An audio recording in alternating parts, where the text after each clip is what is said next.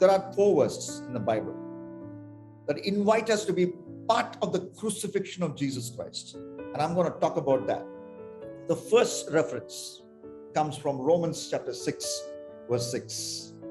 It says in the ESV, we know that our old self was crucified with him in order that the body of sin might be brought to nothing, so that we will no longer be enslaved to sin.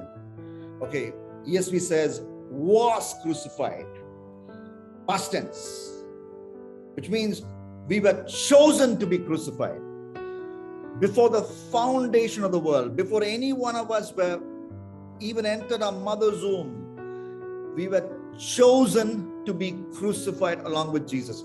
Was crucified. We know that our old self was crucified, chosen to be crucified with him from eternity past. We know that from Revelation chapter 13 and verse 8, Jesus is the lamb that was slain before the foundation of the world. Revelation 13 and verse 8.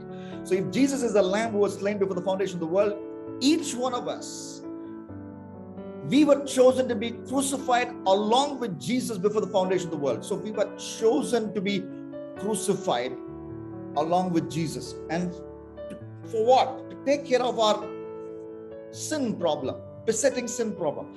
Even before sin entered the world, even before the first sin was committed, the cross took place in the mind of God.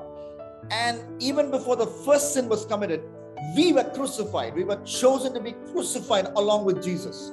So that, as Romans 6:6 says, that the body of sin might be brought to nothing and we will no longer be enslaved to sin. We'll be no longer be enslaved to our pet sin. And you know what that pet sin is. I don't have to elaborate. You know that what that pet sin is. So God's plan is that you will no longer be enslaved to that pet sin, but long before you were born, you were conceived in your mother's womb, the Bible categorically says you were chosen to be crucified. That's the first thing.